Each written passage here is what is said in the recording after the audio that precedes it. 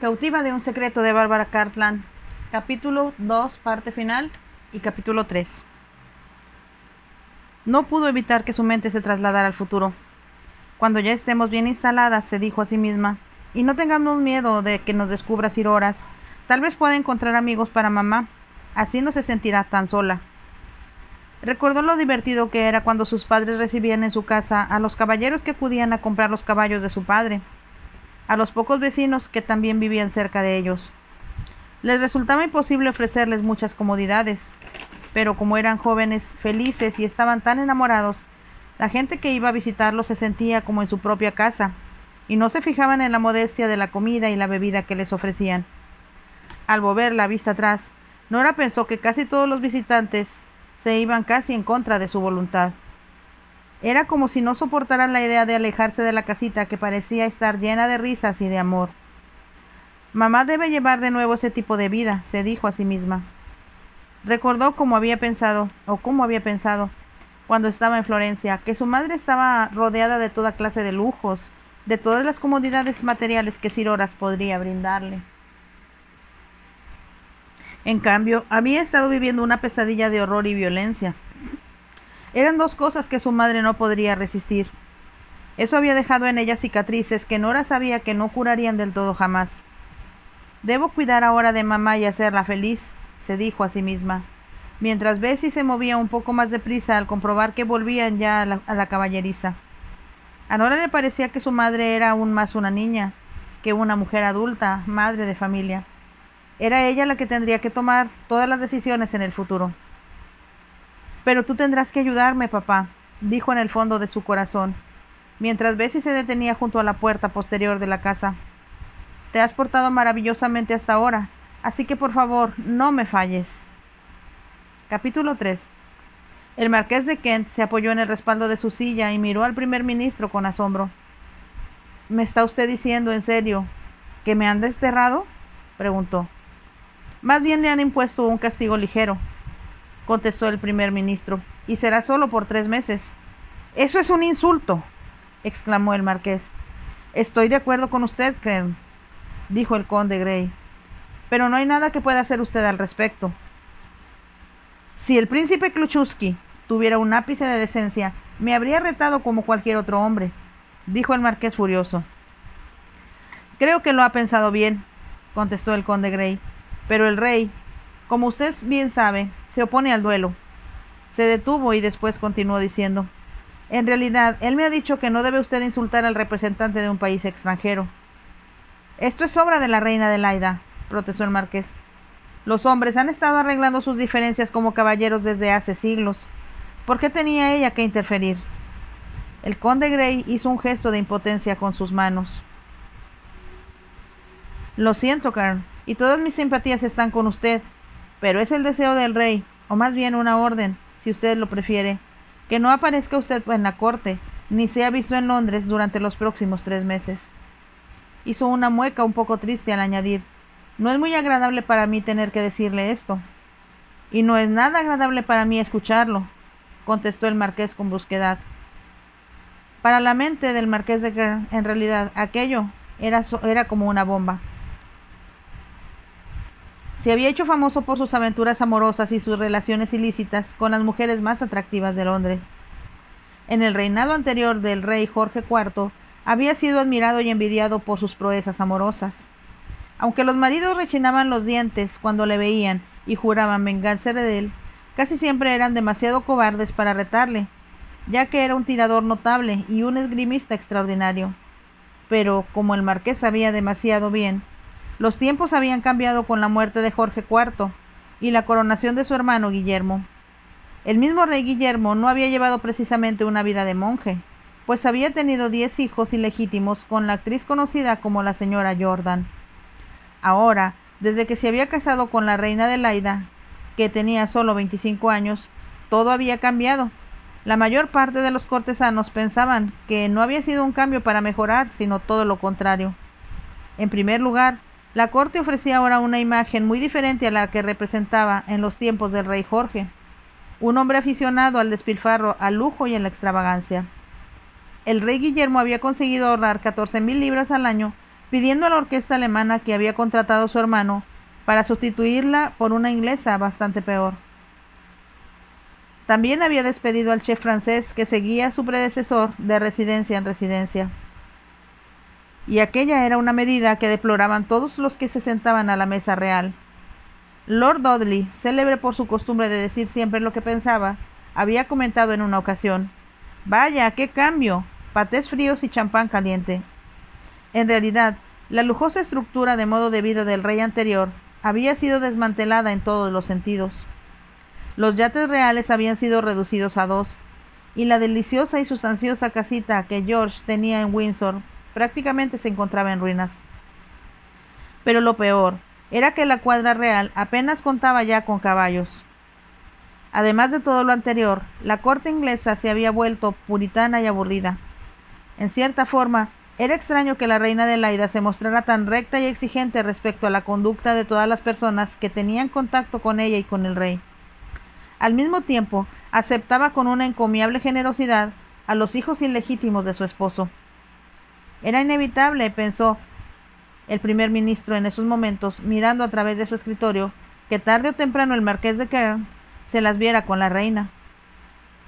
De forma muy franca, ella había dicho que estaba decidida a que no hubiera escándalos, citas clandestinas o adulterios en la corte. Por lo tanto, era de esperar que algún marido traicionado por el marqués fuera lo bastante astuto como para despertar la indignación de la reina a su favor. El primer ministro miró al marqués y se dijo que sería muy difícil que un hombre fuera más apuesto o más atractivo para las mujeres que él. Y no era solo su elevada estatura y la amplitud de sus hombros lo que le hacían notable. Se le podía considerar además un soberbio jinete, un magnífico deportista cuyos caballos eran siempre los primeros en cruzar la meta en todas las carreras. Finalmente, su inteligencia y su cultura eran indiscutibles.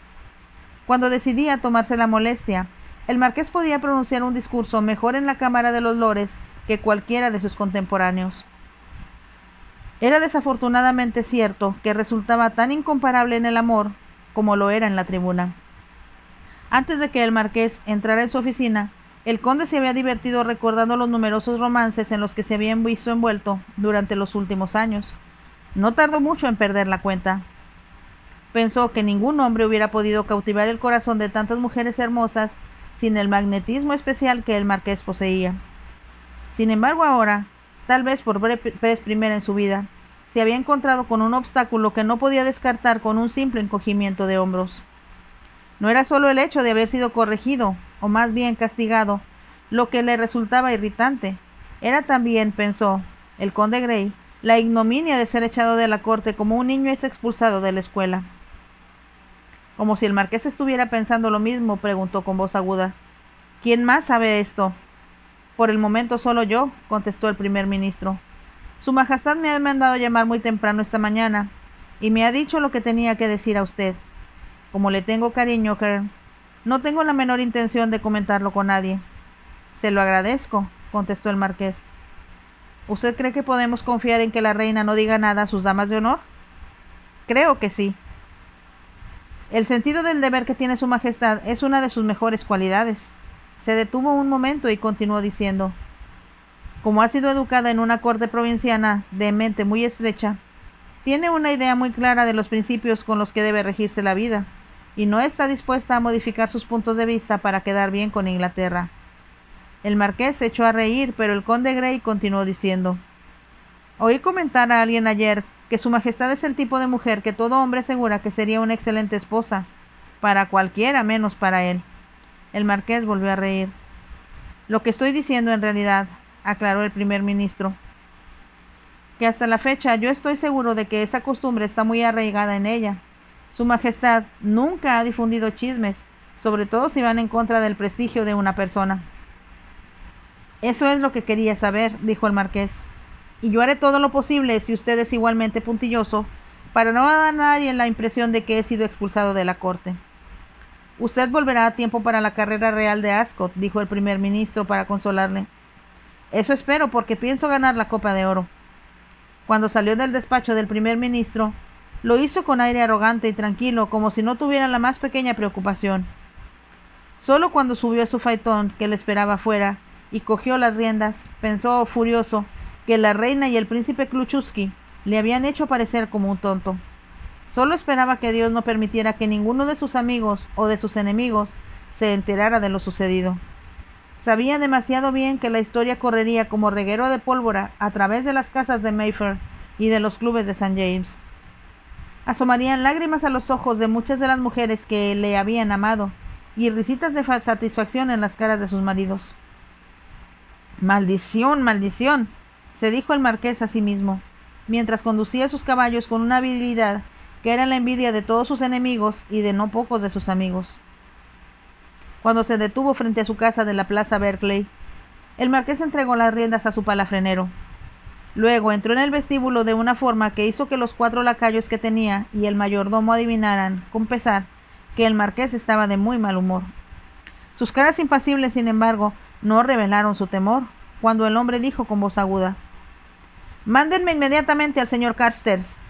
«Muy bien, milord», contestó el mayordomo. El marqués se había servido una copa de champán y se había sentado frente a su escritorio cuando el señor Carstairs entró en la habitación. Era un hombre de edad madura, con una constante expresión preocupada. El marqués sabía que el hecho de que todas sus casas y fincas tuvieran un nivel de perfección que él exigía se debía al genio del señor Carstairs como administrador. En realidad, los dos hombres se llevaban muy bien. El señor Carstairs cumplía las órdenes del marqués y llevaba a cabo sus ideas con exactitud. En algún sentido, los dos pensaban de la misma forma. El marqués se daba cuenta de que su administrador sentía, además, un gran respeto por él.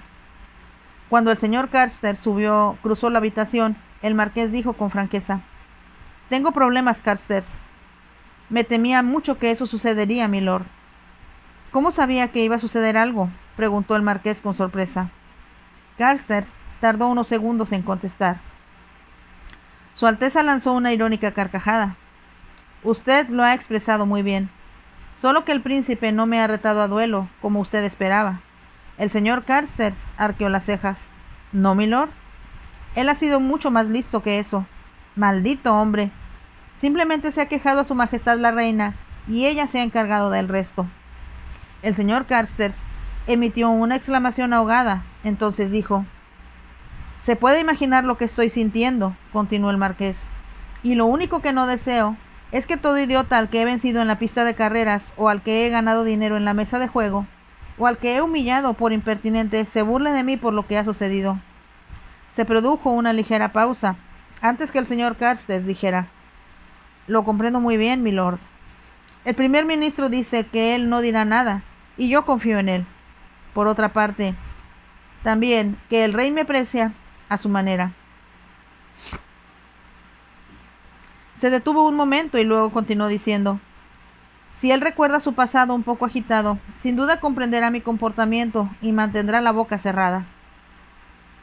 Había desafío en los ojos del marqués al decir: «Lo que tenemos que hacer, Carstairs, es encontrar alguna explicación razonable para que yo salga de Londres».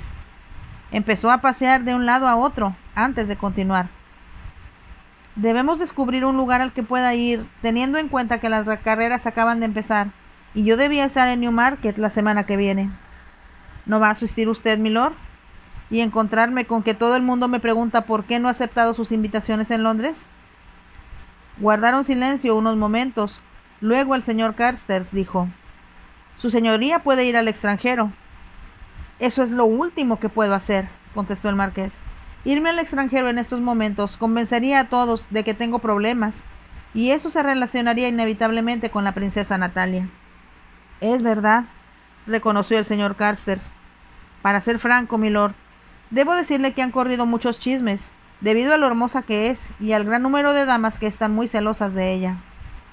El marqués sabía que esto era verdad.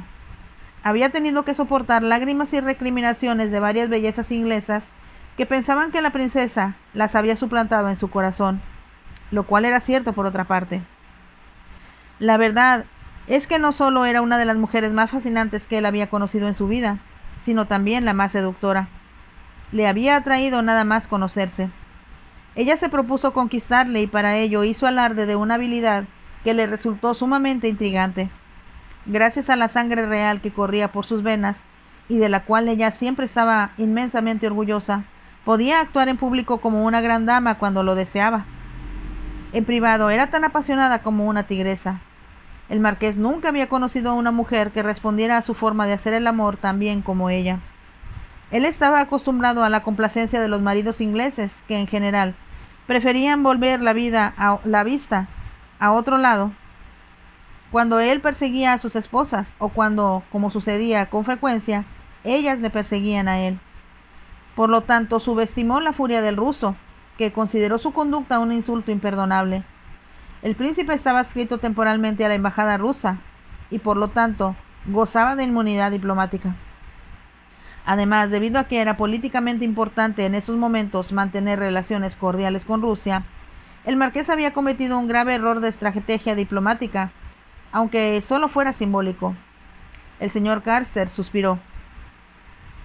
Sabía mejor que nadie lo humillante que sería que la gente supiera que el marqués había sido reprendido por el rey y la reina.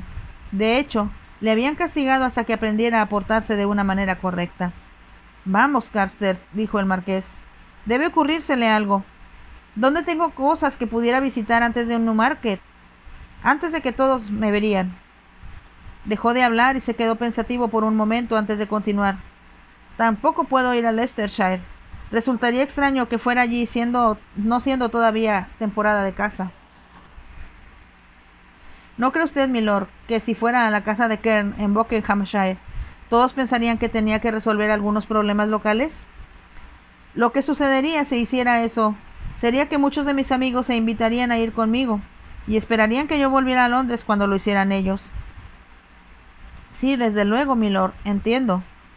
El señor Carstairs pensó por un momento, entonces dijo: Desde luego está el Parque Tremaine, que su señoría nunca ha visitado. ¿El Parque Tremaine?, repitió el marqués. ¿Dónde diablos está eso? Debe usted recordar, milord, que usted ganó esa finca en la mesa de juego hace poco más de un año.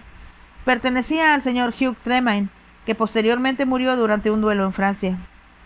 ¡Santo cielo! Me había olvidado por completo del asunto, exclamó el marqués. Se detuvo un momento mientras trataba de recordar el incidente. Ya lo recuerdo. Era un jovencito tonto que bebía demasiado e insistía a continuar jugando cuando no tenía la menor esperanza de ganar.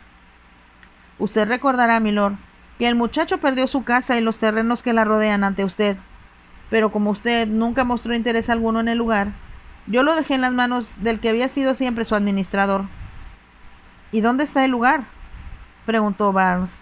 En Hertfordshire, cerca de Pottesbar, donde su señoría fue una vez a una feria del caballo. ¿Cómo es el lugar?, preguntó el marqués. Por lo que he oído, es un magnífico ejemplo de arquitectura georgiana temprana. Tiene 3000 acres de terreno y la renta de ellos son muy bajas. ¿Y dice usted que pertenecía a Hugh Tremaine? Sí, y antes de él a su padre, el general Alexander Tremaine. Me parece haber oído hablar de él, pero ¿qué disculpa pudo dar la gente de allí cuando me pregunté la razón de mi visita? En la casa solo viven los encargados, y como estoy seguro de que hay muchas cosas que organizar allí, todos entenderán su llegada, y aquí nadie sabrá dónde está su señoría. Es buena idea, dijo el marqués, pero ¿qué les dirá usted a mis amigos cuando pregunten por mí? Creo, milord, que sería buena idea decirles que se ha producido un incendio en su castillo de Escocia, y que usted no ha tenido más remedio que marcharse en el acto para ver la gravedad del siniestro y encargarse de las reparaciones necesarias en la parte afectada por él. Eso es bastante convincente. Además, muchos de mis amigos han estado en él cuando me han acompañado a Escocia. Estoy segura de que todos lamentarán saber que se ha producido un incendio en un castillo tan magnífico como ese. El marqués lanzó una leve risa llena de amargura. El plan es tan bueno como cualquier otro, dijo, y como no tengo deseos de contestar preguntas necias, me marcharé ahora mismo. ¿Hacia dónde dijo que... ¿Cómo dijo que se llamaba el lugar? ¿El Parque Tremaine? El señor Carstairs le miró consternado. Milord, no puede usted hacer eso. La casa está vacía y cerrada. Como le decía, allí solo viven los encargados. Como no voy a necesitar a la servidumbre aquí durante los próximos 3 meses, dijo el marqués, envíe usted a todos los criados que crea que puedo necesitar en los carruajes que lleven el equipaje. Desde luego, Me llevaré conmigo a 2 de los chefs que tenemos.